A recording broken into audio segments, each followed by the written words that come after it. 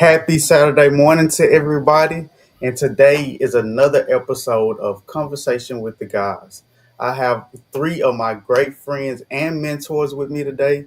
They're kind of regulars to you guys, but guess what? They have each have a unique perspective that they're going to bring to the topic of today, which is time, talents, and traps. I am Derek Durden, the motivational speaker, author, and coach, and I'm going to host today's episode. And so, first of all, I want to allow these guys to introduce themselves, even though they're familiar. But I also want them to just bring in what they have for today. Deacon Dan, could you please start us off, sir? Good morning. Good morning. I'm Deacon Dan Smith, uh, married to the smart, beautiful, intelligent, uh, fabulous, of course, Deborah D. Smith. And we have four kids, three boys and one girl, seven grands. And I'm a retired law enforcement after 40 years, but I still has a couple of businesses that I operate, and I'm just enjoying life.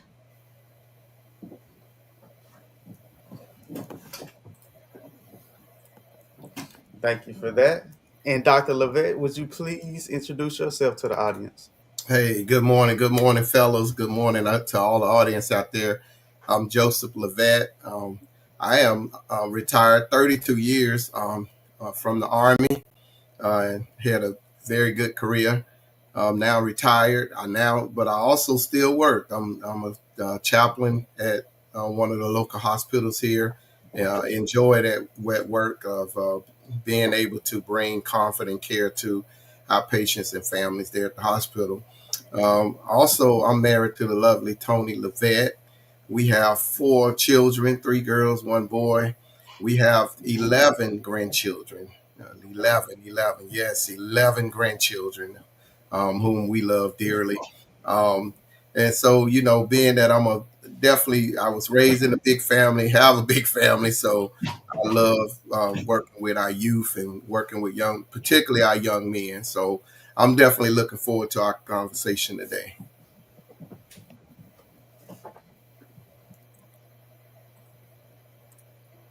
And we are glad to have you.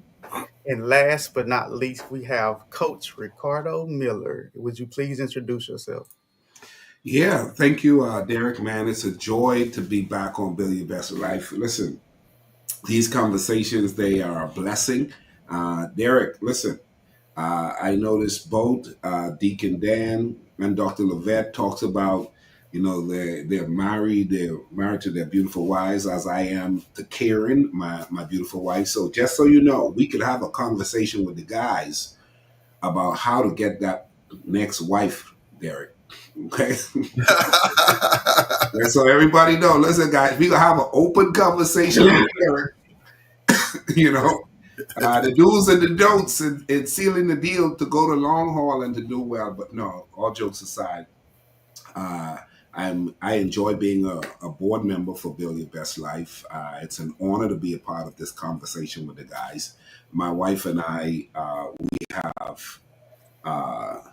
we have been doing life together. We got two kids, Grace and RJ, and having a blast with that. Now I don't know why everybody was on here laughing when he said the little marriage thing, but you know, everybody grow and process at their own pace. So this is a no judgment zone, y'all. No judgment zone. Okay, so let's go right into the topic of time, talents, and traps. Dr. Levette, our first question, I'm sending it to you. As a young man, how did you waste time, and what did it cost you? As a young man, I lost time preparing for college. I wanted to go to college. I said it. I got in high school and said, I want to go to college. I want to be a lawyer. That's what I wanted to be then. And I wasted time, and I had teachers, I had family members, aunts, uncles, parents, everybody saying, you better start thinking and preparing and getting ready to go. I had all of the good grades. I was a honor student in school and all of that at that time, going into high school at least, because I was a mess in middle school. But I went in high school and I did not prepare. And by the time I looked up, graduation was there. I didn't know what to do. So then I'm thinking, what do I do? Because I didn't want to go to college and just to go to college and not know what I was going to do. But I actually ended up going in the military, which of course that ended up working out for me. I went in the military, and my initial thing was to go in the military, get the Army's college money, and get out and go to law school. That was my initial thing. But again, got in the Army, started wasting time a little then too. Then before I knew it, hey, it was time to either get out or re-enlist. I didn't have a plan really. So I guess what I did, I re-enlisted, and 32 years later, the rest was history. So that was one of my major things of wasting time, was I did not properly prepare to go to college when I wanted to go. Deacon Dan, as a young man, what is the way or some of the ways that you wasted time, and what did it cost you? Well, I think most of my I wasted my time was after graduation from high school, I did enter into college, but I wasn't certain of what major I wanted to do. And so the instructor told me to my counselor said, "Well, just you right now, you're just going to take your basic classes, and then you get into your major probably the second year." So I took a few basic classes, and I think I had maybe about four classes, and I didn't. One of the classes I really didn't apply myself, and I think it was I put it on the instructor was a little prejudiced, but I think I need to go back and look at myself that I wasn't really participating or putting into the class what I needed to put in. So I wasted a lot of time doing that, and it really didn't cost me. It didn't cost me much because I did a quick turnaround and I know exactly what I wanted to do. But that's one of the things where I waste time. I mean, you go to college, you need to know basically what you want to major in. Great reply. And Coach Miller, as a young man over there in the Bahamas doing what you were doing, what are some of the ways or one of the ways that you wasted time, and what did it cost you? Well, I would say it started off with, thank you for Derek for the question. I think it would start off with me not following through. I joined a band, a marching band. I was in that for about a month, and then I dropped out. I wish I'd stayed. I joined a kids choir. I wish I'd stayed in that. I joined a track and field team because I had a nice little sprint. I didn't follow through on that. I joined a short put team. I didn't stick with that. Got a chance to join junior Rotary when I was in high school. Didn't stick with that. And just there was a lot of stuff along the way. And so I find a lot of young people today, they may have done something that was right at one point, but they didn't stick with it. And that's what I would say. That right there, early on, I wasted a lot of time doing things I shouldn't be doing and not sticking with the things that I started that actually would have paid off so much better for me had I stuck with it. Yes, and for me, I spent a lot of time chasing females. I wasted a lot of time, and that's probably why I'm not married, and you three guys are. But just to add a Are light you still emotion. chasing women? Are you still chasing? Nah, right now I'm chasing myself. Right now, I got to get to know myself a little better, and if I get myself together, then I'll find the right woman for me. Uh, so let's go into the next question. What are some practical ways that young men can stop procrastinating and start moving forward? Deacon Dan, can you start us off on that one? Okay, well, I look at it. One of the ways is to start small, and then you win early. What I mean by that, you don't want to do no big goals. It's overwhelming, and which leads to a delay. So you don't want you want to start small, and then that's where you can win early. And how that works, you can apply. You can take breaks.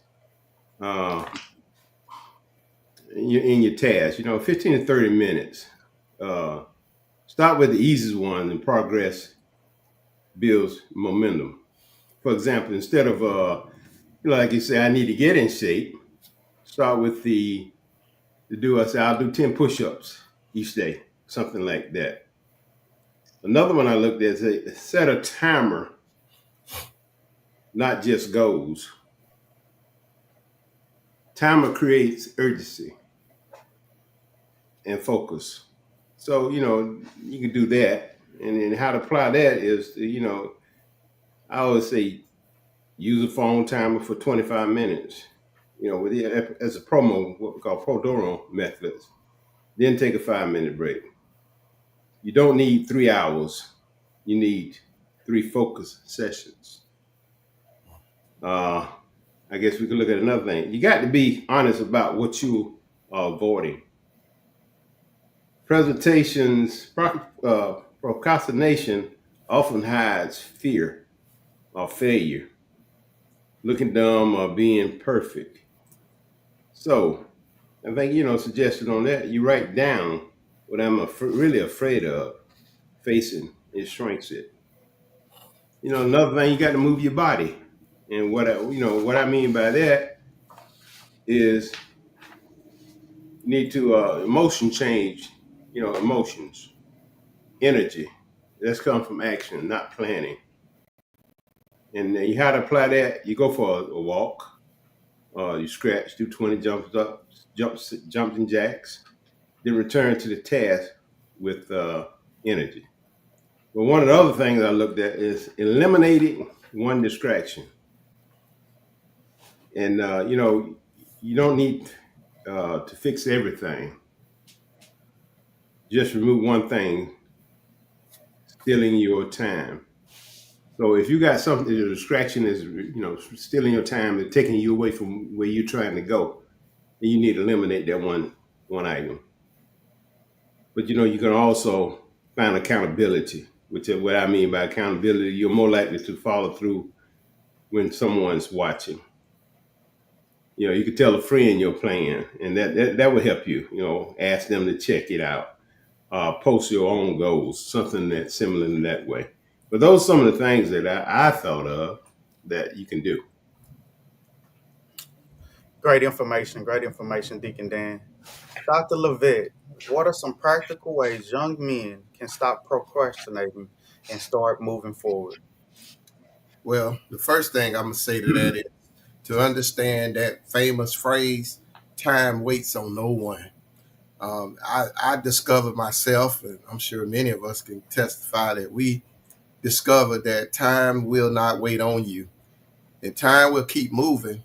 And the hardest thing is for you is when you think that time is going to catch up to you, but time is not going to catch up to you. You have to catch up to time, and it'll put you off track on when you're trying to catch up to time. It takes a whole lot more work and effort. But I'll say to that, and also is that, write down realistic goals. Write them down, realistic goals. And, now I tell young men, write your realistic goals on your mirror. Use the top corner of your mirror, write your realistic goals on your mirror so you can look at it each day and then begin to thrive and strive for completing each one of those goals. Start there. I mean, it can be simple goals starting out, and then that'll lead further into goals that's going to be bigger for your life. And then the main thing with that is follow them through, follow your goals through, and without minimal distractions. Don't let things sidetrack you. Don't let nothing distract you.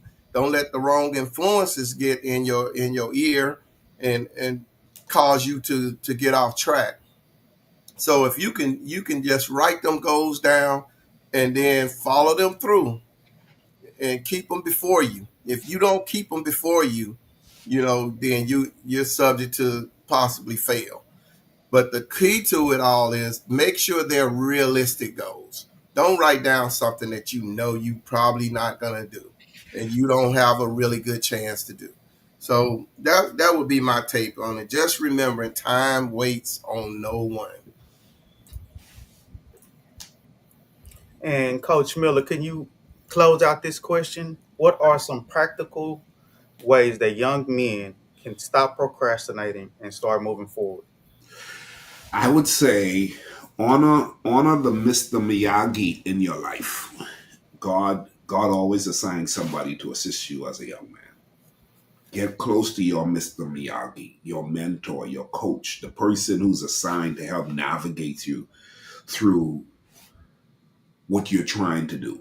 Because someone is assigned to help you. So first thing I would say is honor or get close to your Mr. Miyagi, that mentor, that coach, that person. Someone has done this before and they're assigned to help you get through it. It could be a coach at school, it could be a youth pastor at church, it could be a leader in the community, it could be a father, it could be an uncle, it could be a big brother who's just literally assigned to assist you. The second thing I would say is learn to get up early. Learn to get up early. There's this book called The 5 a.m. Club. Try to get up at 5 a.m. Try. My grandmother used to say, listen, man, don't let the sun rise and you're still in bed, unless you're on vacation or something of that sort. But we have a generation that has no problem sleeping until 11 o'clock and 1 o'clock. They're still in bed. They just turning over. I think that right there, learn to get up early. I mean, lock in. And the last thing I would say is learn to put a respect on what you agreed to. Follow through. That's what I would say. Follow through. What you agreed to, follow through. That would be my third thing. You said you're going to go to college, follow through. You said you're going to get the job, follow through. You told the people you're going to work for them for the rest of the year, follow through. You said you're going to clean your room, follow through. You said you're going to read the book, follow through. You said you're going to make $1 million, follow through. You say you're going to break generational curses, follow through. Learn to follow through. Try to live a life where you're following through on what you say, not even what other people say, what you say. Because a lot of young men, they talk a good talk, but they don't follow through. Well, I've lived some of those mistakes myself. And it goes into our next question. I spoke to a group of kids yesterday about the power of your purpose. See, when you find out your purpose, you know what to do and then you know what not to do because you have a guiding light that's showing you the way you're supposed to go. And on that path, then you'll be able to make decisions that's based on your purpose and not just based on the circumstances around you. So, Dr. Levitt, how does a young man who does not know his purpose, does not know what he's good at, has no idea where he's going in life, how can he get on track? I think one of the first things we have to do is share our story. We got to share our story, what comes with sharing our story is life experiences. I think sometime when we share those things with these younger men, it should help them not make some of the same mistakes we made, and show and not just tell them the story, but tell them what we learned from it, how what it cost us, what it why we made those decisions and what it did cost us. That was our earlier question about what did it cost us. What it cost us to procrastinate. It cost us delay in getting to where we at. So I would say, definitely share your life experiences with them, and then encourage them. Because the thing the Bible tells us that we overcome by the words of our testimony. So if we first share our life experiences with them, then we come and we encourage them, let them know that they can be anything that they set out to be, that they desire to be. Take the things that what I like to do is ask young men, what do you like to do? And when they tell me what they like to do, then I try to guide them in that direction of, do you not know that as a welder, you can it's a lot of money in welding. You may be thinking that it's not a lot of money in it because it's not a aforementioned uh, career, but they make great money. Some make as much as six figures. You just got to apply yourself, whatever you want to be. So I think encouragement is a big thing to that too. So I say, first of all, share your story and your life experiences so that can help them see that they're more worth. They have more value and worth than they are thinking at the present moment. And then use that to encourage them and continue to encourage them. And we follow through and make sure we keep on checking on them. And that'll show them that somebody cares for them. And hey, I really can do this because they believe in me.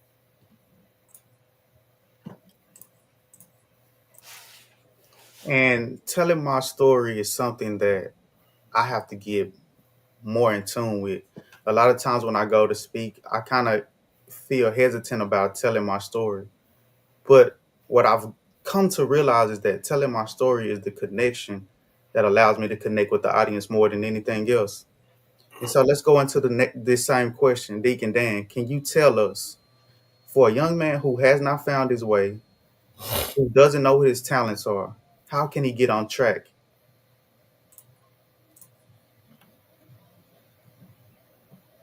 Talk, encouragement, and real steps. Most young people, feel, especially as a world, talent is often equated to fame, money, or going viral. But knowing what you're good at doesn't mean that you're not good at anything. It's the gayest country in North It America. just means that you haven't found it or grown in it yet. And some skills are loud, like sports, music, public speaking. Others are like, quiet and just as powerful. Then it's similar to that, it'll be like listening, problem solving, loyalty, being creative, noticing others, miss. And I think you always ask your questions is what people naturally come to me for. Sometimes you have some natural talent, and they say, what they come naturally for me? Advice, help, acclaimed preference, or leadership, things like that. I find that that you need to try more things. You don't find your gift or your gifts just by thinking.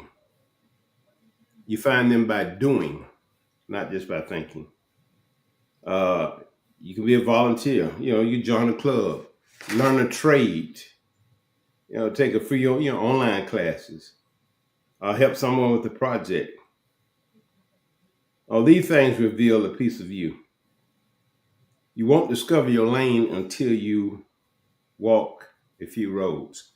I think about, you can have a mentor or somebody that I give a prime example. My father was a carpenter. So hanging around him, I watched him. And that helped me, learn some of my talents, some of the things that I was skilled in. And that really pays off. But identifying is just what you do.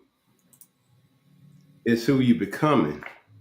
So character is a talent, being dependent, showing up, choosing growth when life is hard. Sometimes the purpose develops before your passion does. So so they take the pressure off of yourself. I mean by that you don't need to figure out everything by 18 or 21 or even 30. Focus on your growth, your glory. Be curious, not perfect. Life is a process, not a performance. The last thing I say, you have something inside of you the world needs. Keep exploring, keep building, keep becoming, because your gift might not shout, but they will speak.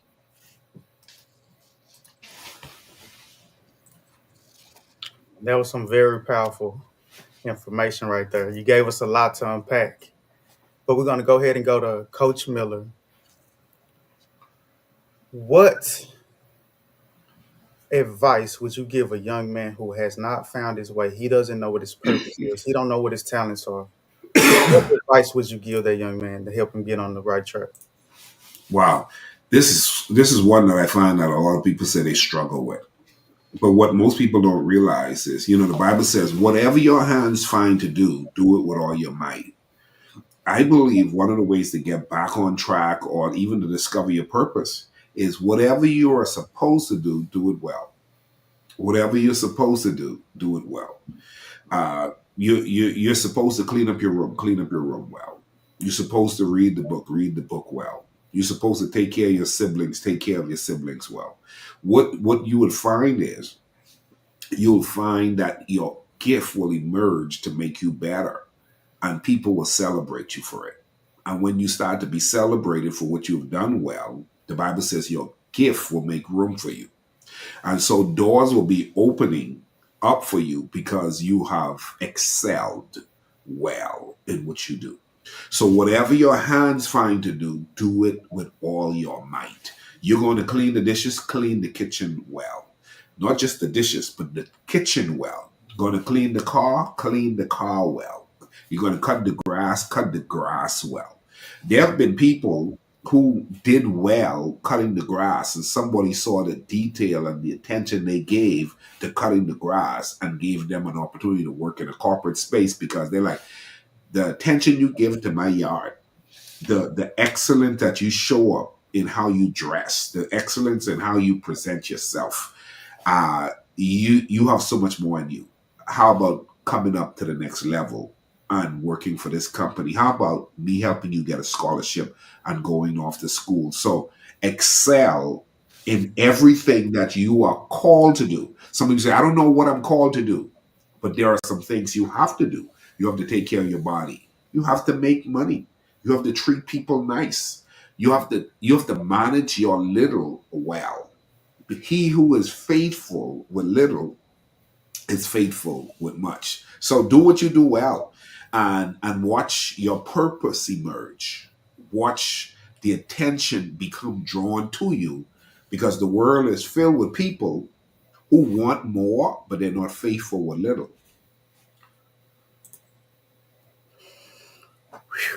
That's a lot right there to unpack again. Y'all guys are really giving it to us this morning. I'm pretty sure the audience are listening and they are getting some valuable tools. Hopefully, they are taking notes, writing down these things that they can take with them even after this podcast is over. And so, we're going to slide right into the next question. And we're going to you, Dr. Levitt. What's the difference between using your talent to impress people versus impacting the world? Well, impressing people is temporary. That's something that don't last. It has no lasting effect. Once you impress people, it's like, then what? I got to find the next thing to impress people. So you're going to constantly be in a strong motion of trying to impress people. So you're going to keep doing just enough to be able to impress people.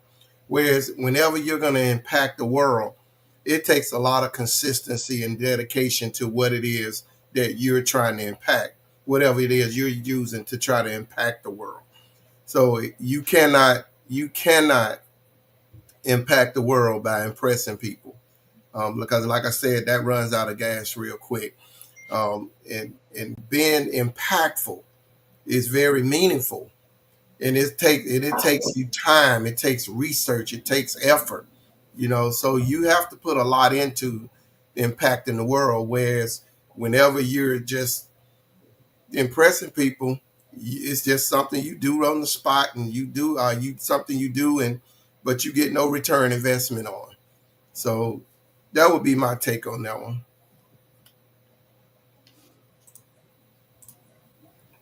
Coach Miller, you're an individual that speaks, you get in front of crowds. So tell me the difference that you see from impressing others and impacting the world. I love what Dr. Levette's mentioned. Impressing others is temporary. Impressing others is temporary. And so if you want to make a lasting impact, I think what has to happen first is you have to work from inside out. And most people don't even appreciate that as much as it is needed.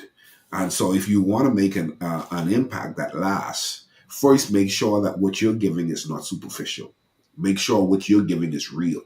Make sure when you leave the stage, make sure when you leave in front of the room, make sure when you leave that space, that you left it all on the table and that's just who you are. You're not faking it. You're not trying to please them. You're trying to help them.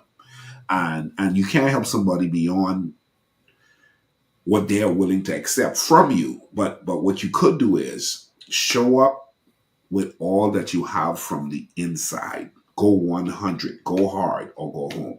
Okay? So that commitment to say, you know what, I don't want to be superficial, because superficial is temporary.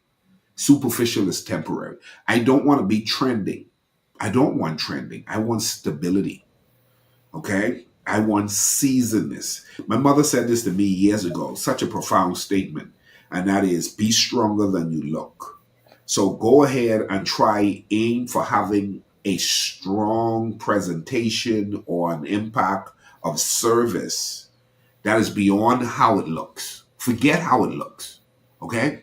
We live in a society where there's a lot of look like it's glittering, but it's not gold. And so be stronger than you look. Go for substance over appearance. Go for quality over trending. Okay? Go for consistency in health over popularity and being cool. Deacon Dan, this question, I need you to follow up. Give us some powerful words. What is the difference between impressing people and impacting the world? Well, Dr. Levette, Coach Miller has already established that uh, temporary praise,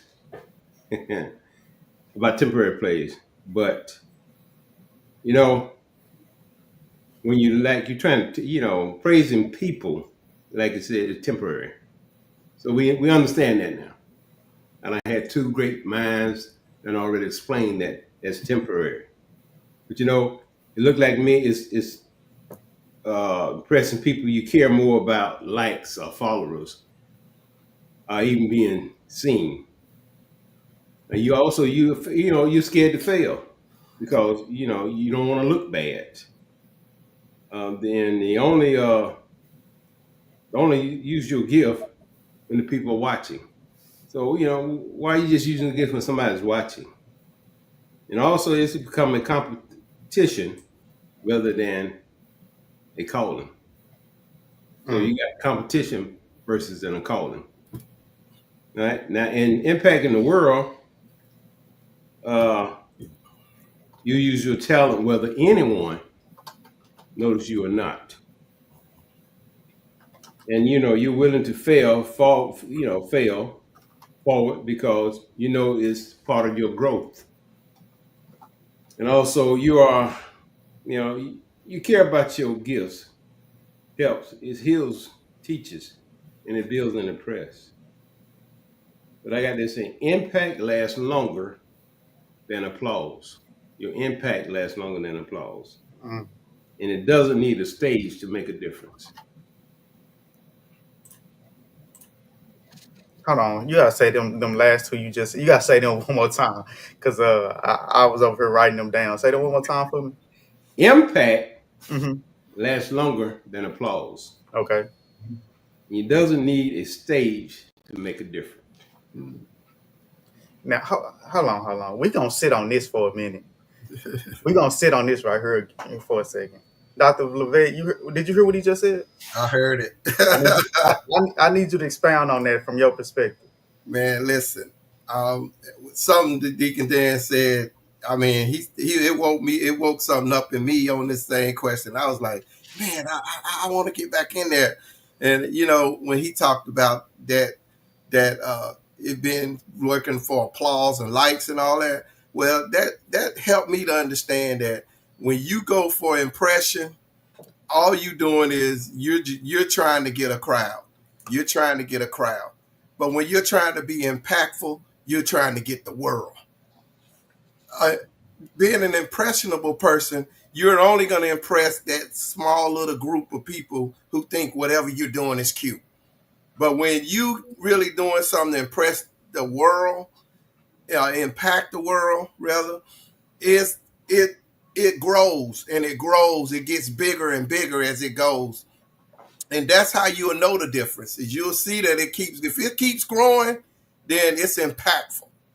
If it just die down with 25, 100 likes, then that's an impression.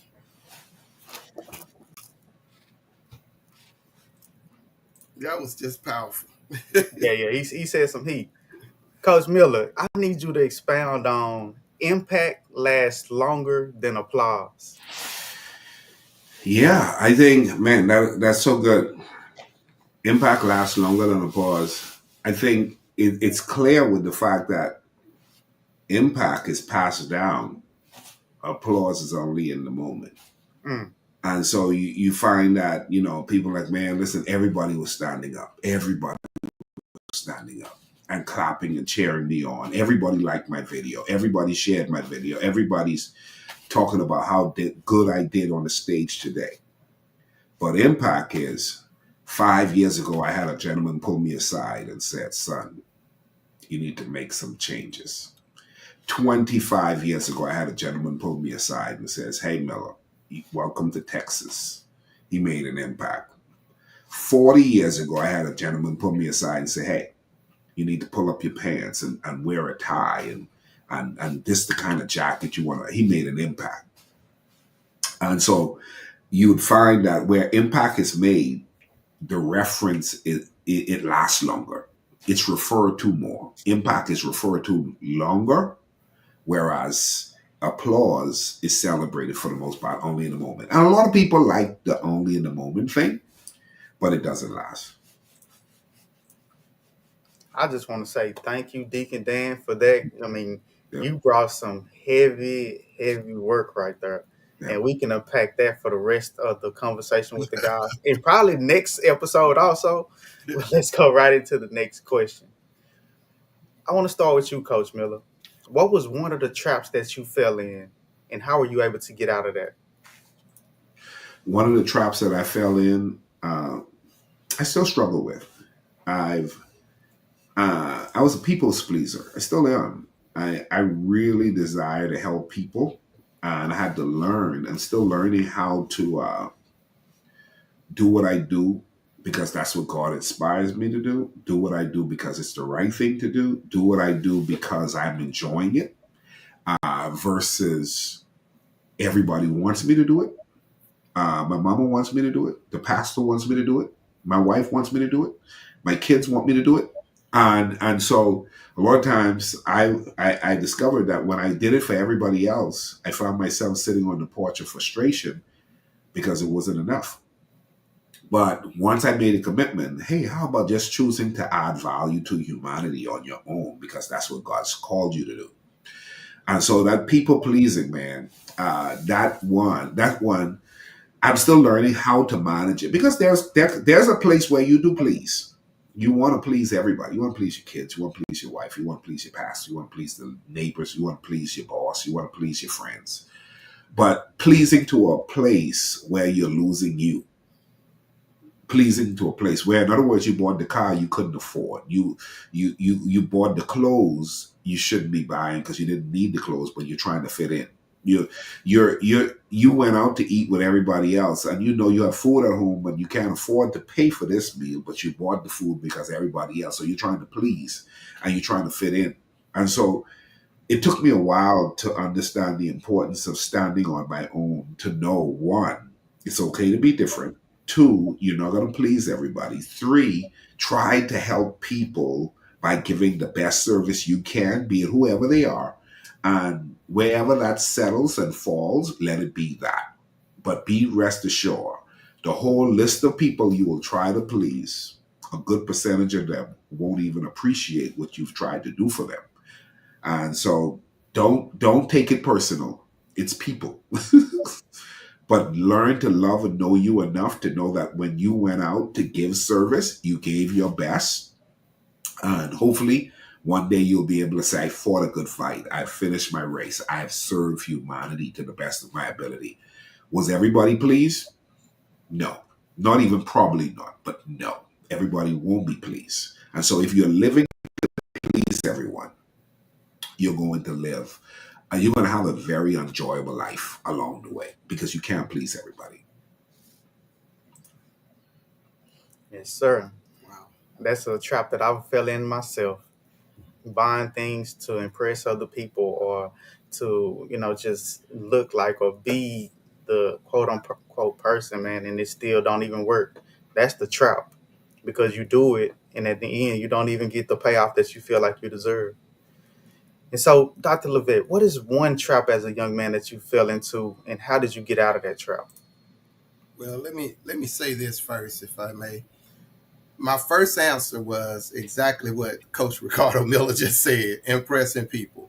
And in that, I discovered that it wasn't ever about pleasing people. It's about pleasing God. What pleases God? That's what I discovered in life. But I'm gonna go a little deeper because I realized that this morning, just this morning, before we came on, and I was looking back over the questions again. And initially, I had down pleasing people and trying to get people's approval. But let me tell you what I had to really take some time and reflect on was when I went in the Army, hung around some guys who we kind of went to basic and AIT together, which is AIT is Advanced Individual Training, and we ended up in kind of in the same unit and on the same base at Fort Bragg. And one time because they see I want to be real and be realistic. I tried marijuana. I tried it. And I never liked the smell of it. I never liked the smell of it. But because I was around impressionable friends, impressionable soldiers, comrades, I tried marijuana. Well, about 2 weeks later, it might have been about 2 weeks later, we had what the military is called a surprise urinalysis. And I got so scared because I didn't know how long that stuff stay in your system. And I didn't do a lot of it. I just did like a puff or two because I couldn't stand it. But let me tell you what ended up happening. I made it, and I didn't come up positive. But 3 of the 4 other guys that we were all together that one time, 2 weeks before that, 3 of those guys came up hot. What they call coming up hot, came up positive. Now when I look back, and the reason I had to bring that out is because that I wouldn't have saw a 32-year career had I that. So that was very major. If I would have made that decision back then, because all 3 of them ended up getting put out the military. So because back then drugs was a no, they'll put you out. So I would, that's why I encourage young men, don't try stuff just to impress your friends because there's consequences that can come with those actions. And once you get in that consequence, you're in it. It's just like if you get in the car and they rob a store, it don't matter if you was in the back seat sleep. You're now part of the crime and you're going to get the same punishment. So I learned from that. Don't follow people, especially in something you didn't even like doing in the first place. So I'm gonna leave it right there and let Deacon Dan get in there. Well, Man, Deacon Dan, go on, get in there then. Like you said, let's hear. All right, well, go ahead on and get into that. I think one of the things I found, and my wife, of course, Deborah, she always tells me about, I got into these businesses and I've been doing them for a while, off and on, even when I was working. But I found myself trying to help people, not overcharging. You know, I'll do a project and now I'll be way low than anyone else. And so I found that, when you do that, it seems like the person, you're low, but then they still come back and want you to go lower. You know, because I have a few clients that say, you that's a little your label's getting a little high. And so I did research on it, looking at the cost. So I learned that when they say that, you just tell them, okay, if you think you can get it a better price, go for it. And for some reason, I never had any question asked. They always say, okay, Mr. Dan, most of them call me Mr. Dan because I'm older than they are. Mr. Dan, you go ahead with what you got to do.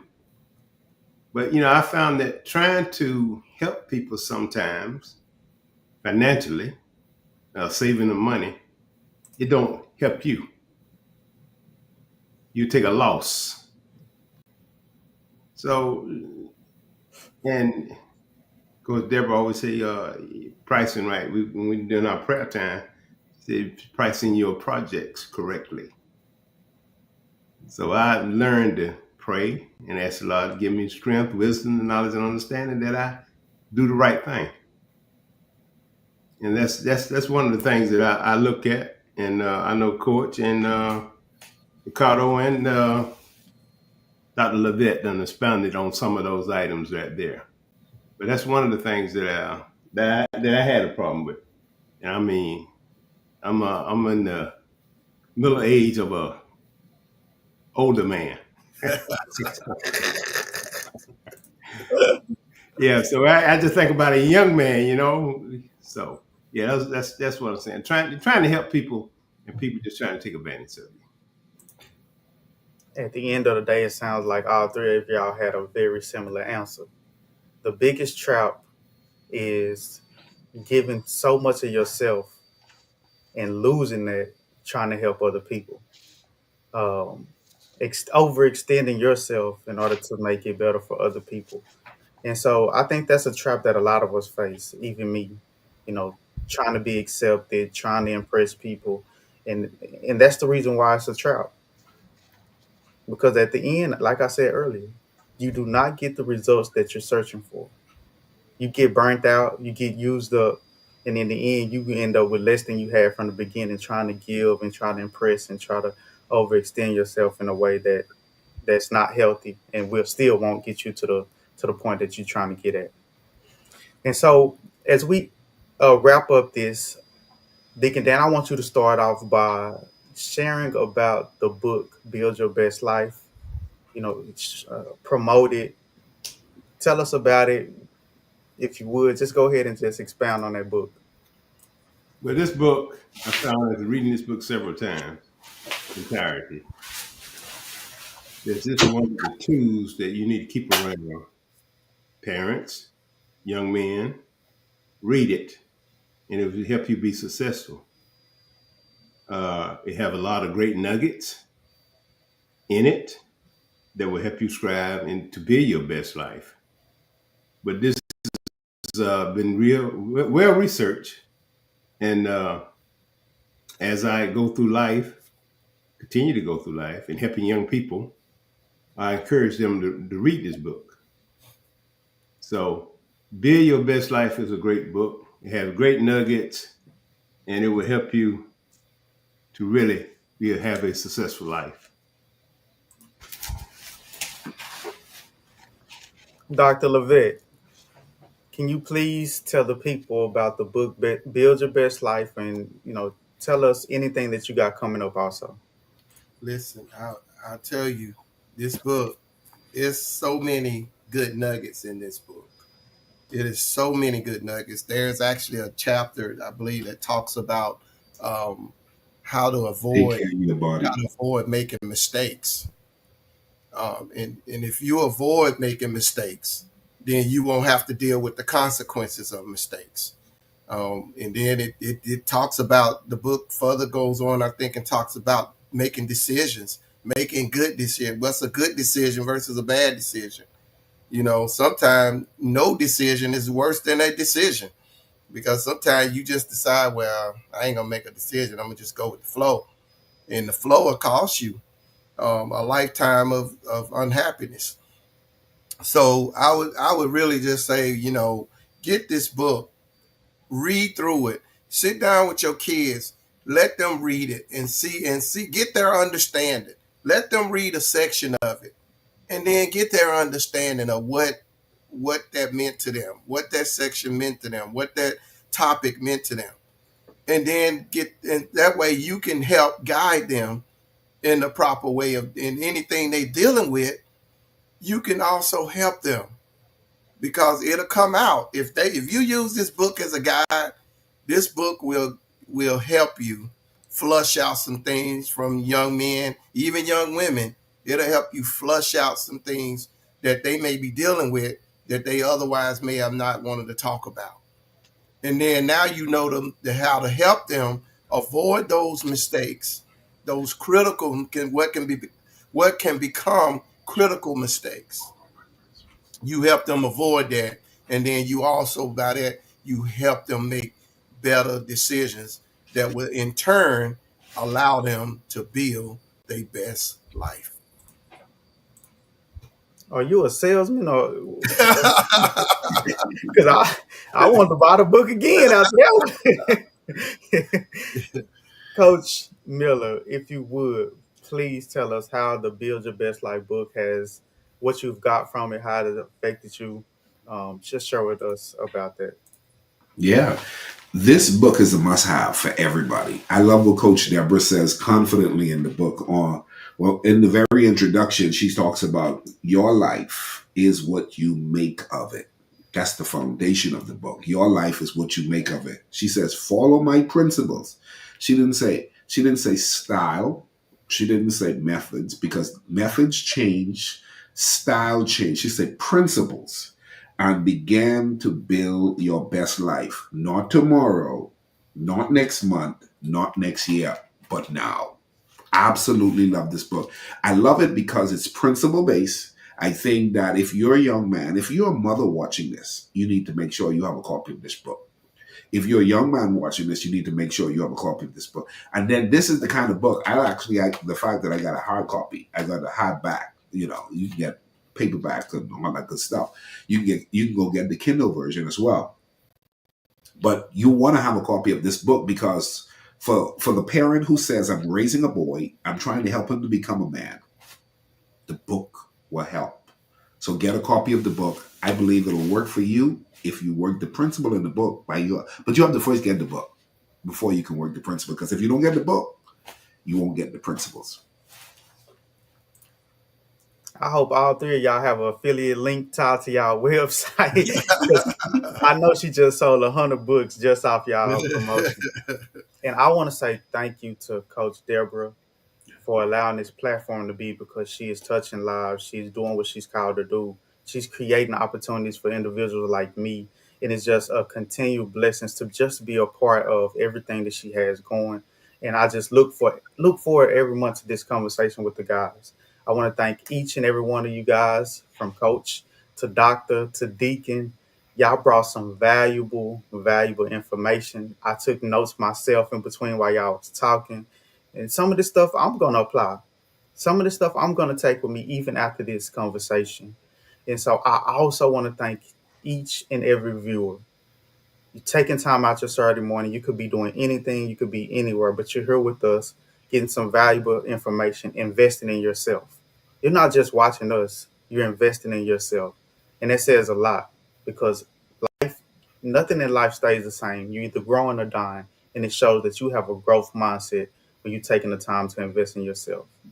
So with that, I want to say this has been another episode of Conversation with the Guys. We see you next month. But Hopefully you'll oh, tune in at the same time, same place, and get some valuable information that you can take with you.